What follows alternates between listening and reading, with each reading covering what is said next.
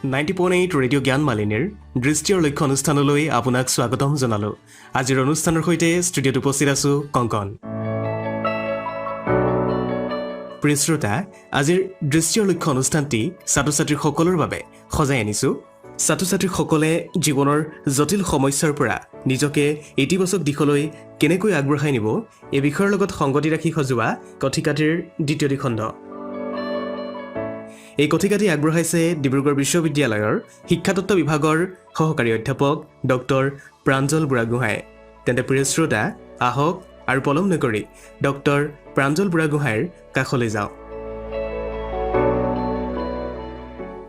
নমস্কাৰ শ্ৰোতাসকল, মই আপোনালোকক আগৰ খণ্ডটোত কৈছিলোঁ যে যিটো আমাৰ চৰিত্ৰ শক্তি, যিটো চৰিত্ৰ শক্তিৰে আমি প্ৰতিকূলতাৰ পৰা ফিৰি আহিম, যিটো চৰিত্ৰ শক্তিৰে আমি বিপদৰ সময়ত আমাৰ স্বাভাৱিক জীৱন বৰ্তাই ৰাখিম, যিটো চৰিত্ৰ শক্তিৰে আমি জটিলতাৰ মাজতো ইতিবাচক ফলাফলে আদায় কৰি ল'ম, সেই চৰিত্ৰ শক্তিটোৰ কথা মই ব্যাখ্যা কৰিছিলোঁ।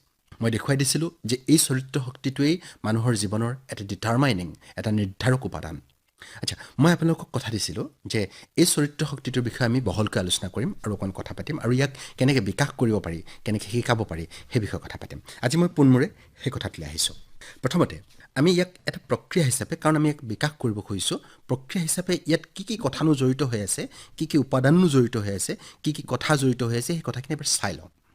চাই ল'বৰ কাৰণে মই গোটেই কথাখিনিক এটা যিহেতু প্ৰক্ৰিয়া হিচাপে লৈছোঁ, এই ৰেজিলিয়েঞ্চটো বা পুনৰুদ্যমটো প্ৰক্ৰিয়া হিচাপে যিহেতু লৈছোঁ, তেতিয়াহ'লে মই তিনিটা কথাত গোটেই কথাটো ভাগ কৰি লওঁ।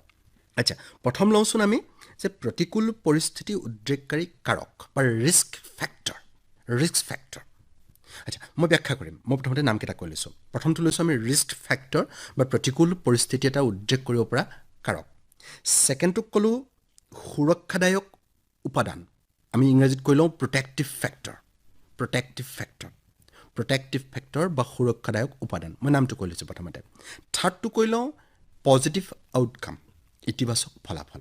এই তিনিটা কথা থাকিব দেই, এই তিনিটা কথা থাকিব। এতিয়া মই এটা এটাকৈ আহিছোঁ। প্ৰথমটো ক'লোঁ আমি ৰিস্ক ফেক্টৰ বা প্ৰতিকূল পৰিস্থিতিৰ উদ্ৰেককাৰী কাৰক। আচ্ছা, প্ৰতিকূল পৰিস্থিতি বিভিন্ন কাৰণত উদ্ৰেক হয়। সেই প্ৰতিকূল পৰিস্থিতিবিলাক উদ্ৰেক হোৱা যিবিলাক কাৰক, সেইবিলাক আমি ৰিস্ক ফেক্টৰ বুলি কৈছোঁ। আৰু ৰিস্ক ফেক্টৰ ক'ৰ পৰা কেনেকৈ আহিব পাৰে সেই কথাবিলাক কৈ লওঁ।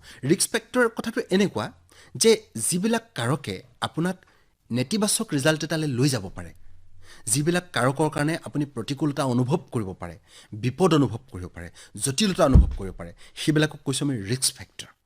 আৰু ৰিস্ক ফেক্টৰবিলাকে জেনেৰেলি সাধাৰণতে মানুহক প্ৰতিকূল পৰিস্থিতি এটালৈকে লৈ যায় বা নেতিবাচক ৰিজাল্ট এটালৈকে লৈ যায়। ধৰা হওক, আপোনাৰ ঘৰত ঢেৰ অসুবিধা, কাজিয়া, হুলস্থুল, অৰ্থনৈতিক অভাৱ, এই কথাটোৱে সাধাৰণ ছাত্ৰ ছাত্ৰীক বেয়া পথ এটালৈ বা নেতিবাচক ফলাফল এটালৈকে নিয়ে।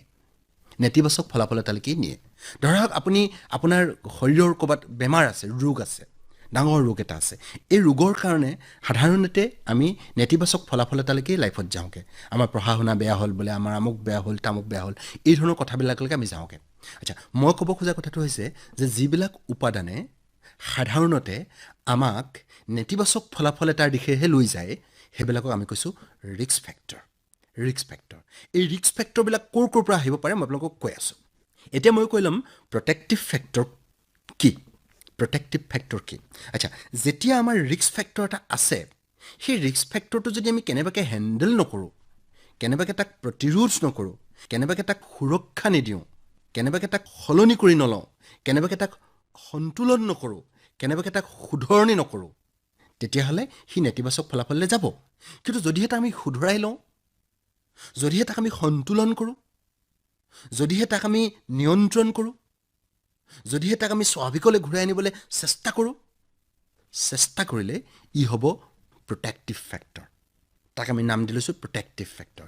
আৰু যেতিয়া সেই ৰিস্ক ফেক্টৰটো সন্তুলন কৰিবৰ কাৰণে, প্ৰতিৰোধ কৰিবৰ কাৰণে, তাক শুধৰণি কৰিবৰ কাৰণে আমি যেতিয়া এই ফেক্টৰবিলাক ব্যৱহাৰ কৰিম, এই প্ৰটেক্টিভ ফেক্টৰবিলাক ব্যৱহাৰ কৰিলে সাধাৰণতে ল'ৰা ছোৱালী, মানুহ, ছাত্ৰ ছাত্ৰী নেগেটিভ আউটকাম এটালৈ নগৈ, নেতিবাচক ফলাফল এটালৈ নগৈ ইতিবাচক ফলাফল এটালৈ গুচি আহিব পাৰে।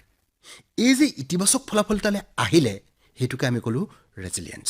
তেতিয়া আমি ক'ম যে এইজন মানুহ ৰেজিলিয়েণ্ট, তেওঁৰ এই চৰিত্ৰ শক্তিটো আছে, যিটো তেওঁ নিজেই বিল্ড কৰিলে, নিজেই নিজৰ তেওঁৰ প্ৰটেক্টিভ ফেক্টৰ তেওঁ আনিলে, বা বাহ্যিকভাৱে মাক দেউতাকে শিক্ষকে সহায় কৰি সেইবিলাকক ৰিস্ক ফেক্টৰবিলাকক সন্তুলিত কৰিলে, নিয়ন্ত্ৰিত কৰিলে, শুধৰণি কৰিলে আৰু তেওঁক এটা ইতিবাচক ফলাফললৈ লৈ গ'ল। আচ্ছা, এতিয়া কথাকেইটা মই আকৌ অকণমান বহলাই ক'ম। প্ৰথমতে আকৌ ৰিস্ক ফেক্টৰটোলৈ ঘূৰি আহিছোঁ। মই ক'লোঁ যে ৰিস্ক ফেক্টৰে আমাক নেগেটিভ আউটকামলৈ নিব পাৰে। আচ্ছা, ৰিস্ক ফেক্টৰ ক'ৰ পৰা আহিব পাৰে? কোনবিলাক ৰিস্ক ফেক্টৰ, কোনবিলাকে প্ৰতিকূল পৰিস্থিতি উদ্ৰেক কৰিব পাৰে? এইবিলাকক আমি 4টামান ভাগত ভাগ কৰি লওঁ। প্ৰথমটো কওঁ ব্যক্তিগত কাৰক, ব্যক্তিগত বা ইণ্ডিভিজুৱেল ৰিস্ক ফেক্টৰ, ব্যক্তিগত কাৰক। দ্বিতীয়টোক কওঁ মই পৰিয়ালকেন্দ্ৰিক বা পৰিয়ালৰ লগত জড়িত কাৰক। তৃতীয়টোক কওঁ বিদ্যালয়ৰ লগত জড়িত কাৰক। আৰু চতুৰ্থটোক কওঁ সমাজৰ লগত জড়িত কাৰক। মানে ব্যক্তিৰ নিজৰ কিছুমান কাৰক থাকিব পাৰে, পৰিয়ালৰ কিছুমান কাৰক থাকিব পাৰে, বিদ্যালয়ৰ কিছুমান কাৰক থাকিব পাৰে, বা সমাজৰ কিছুমান কাৰক থাকিব পাৰে, যিবিলাকে ল'ৰা ছোৱালীক সাধাৰণতে এনেকুৱা নেগেটিভ বা নেতিবাচক ৰিজাল্ট এটালৈ নিয়ে। ল'ৰা ছোৱালী এটা নেতিবাচক ৰিজাল্ট এটালৈ যোৱা, বা এই যে মন্দিৰাই আত্মহত্যাৰ সিদ্ধান্ত এটা ল'ব লগা হ'ল, সেইটো কেৱল ব্যক্তিগত কাৰক নহ'বও পাৰে। সেই ৰিস্ক ফেক্টৰটো ব্যক্তিগত নহ'বও পাৰে, সি পৰিয়ালৰ লগত জড়িত হ'ব পাৰে, সি সমাজৰ লগত জড়িত হ'ব পাৰে, বা সি বিদ্যালয়ৰ লগত জড়িত হ'ব পাৰে। কোনবিলাক কাৰণ? কোনবিলাক কাৰণ? ব্যক্তিগত কাৰণবিলাক আকৌ বেলেগ বেলেগ ধৰণৰ হ'ব পাৰে। মানসিক হ'ব পাৰে, শাৰীৰিক হ'ব পাৰে, আৱেগিক হ'ব পাৰে, তেনেকুৱা ধৰণৰ ব্যক্তিগত কাৰণ আছে। ধৰি লৈছোঁ তেওঁৰ শাৰীৰিকভাৱে তেওঁ দিব্যাংগ, তেওঁৰ চকুৰ অসুবিধা আছে, তেওঁৰ কাণৰ অসুবিধা আছে, বা তেওঁৰ শৰীৰৰ অসুবিধা আছে। এই অসুবিধাবিলাক তেওঁৰ কাৰণে ৰিস্ক, তেওঁৰ কাৰণে প্ৰতিকূলতা। এনেকুৱা সময়ত বেছিভাগ ল'ৰা ছোৱালীয়ে, বেছিভাগ মানুহেই ইতিবাচক ফলাফল এটা আদায় কৰিবলৈ সক্ষম নহয়। মই বেছিভাগ বুলি কৈছোঁ দেই, বেছিভাগ কৈছোঁ। ইয়াৰ অৰ্থ এইটো নহয় যে কোনেও নোৱাৰে।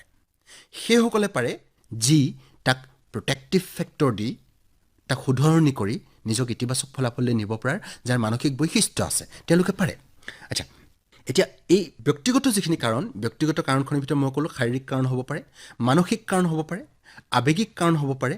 তাৰ ভিতৰত কিছুমান এনেকুৱা ধৰণৰ কাৰণো আছে যে জন্মৰ সময়ত তেওঁ মগজুত আঘাত পাইছিলে, তেওঁ পুষ্টিহীনতাত ভুগিছিলে, বেলেগ ধৰণৰ কথা থাকিব পাৰে, যিবিলাকৰ কাৰণে তেওঁ সৰুৰ পৰাই বুলি তেওঁ ইণ্টেলেকচুৱেলি বৌদ্ধিকভাৱে সক্ষম নহ'বও পাৰে।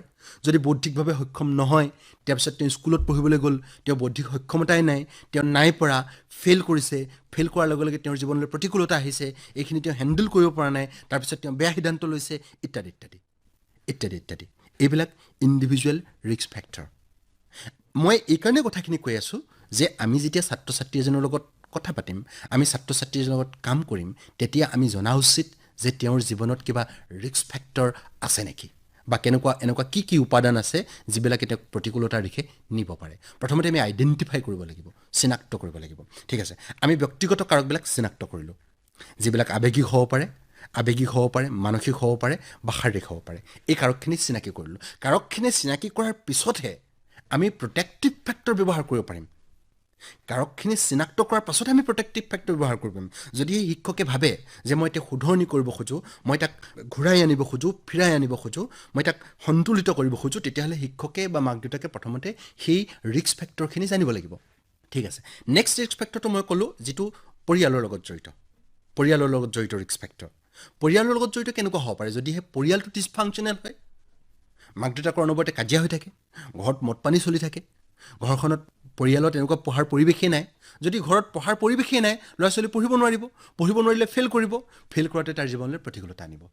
আচ্ছা, এই যিটো ৰিস্ক ফেক্টৰ, এইটো পৰিয়ালৰ লগত জড়িত। বা বহুত সময়ত এনেকুৱা দেখোঁ আমি যে অৰ্থনৈতিকভাৱে খুব জুৰুলা পৰিয়ালটো, জুৰুলা হোৱাৰ বাবে বহুত ল'ৰা ছোৱালী পঢ়িব নোৱাৰে, ইত্যাদি কথা। কিন্তু এনেকুৱা ল'ৰা ছোৱালীটো আমি দেখোঁ যি বাতৰি কাকতত একেবাৰে শিৰোনামত ওলায় যে আৰ্থিক প্ৰতিকূলতাক, দৰিদ্ৰতাক নেওচি ভাল ৰিজাল্ট কৰিলে। কিন্তু বেছিভাগ সময়তে তেনেকুৱা 2-4টা ল'ৰা ছোৱালীয়ে ওলায় যি দৰিদ্ৰতাক নেওচি ভাল ৰিজাল্ট কৰিলে। 2-4টা ল'ৰা ছোৱালী ওলায়, মানে তেওঁলোকৰ সেই ক'ৰবাত তেওঁলোকে প্ৰটেক্টিভ ফেক্টৰ এটা পাইছে, ক'ৰবাত তেওঁলোকে নিজক সন্তুলিত কৰিব পাৰিছে, কিন্তু বেছিভাগেই নাই পৰা, কাৰণ ই এটা ৰিস্ক ফেক্টৰ। এই ৰিস্ক ফেক্টৰটো আমি আইডেণ্টিফাই কৰিব লাগে, চিনাক্ত কৰিব লাগে। ঠিক আছে, এইবিলাক পৰিয়ালৰ লগত জড়িত। মই ক'লোঁ পৰিয়াল অসন্তুলিত হ'ব পাৰে, পৰিয়াল ভংগুৰ হ'ব পাৰে, পৰিয়াল আৰ্থিক দৰিদ্ৰতা থাকিব পাৰে, পৰিয়ালত পঢ়াৰ কাম কৰাৰ পৰিৱেশ নাথাকিব পাৰে, মাক দেউতাকৰ মাজত ভাল সম্পৰ্ক নাথাকিব পাৰে।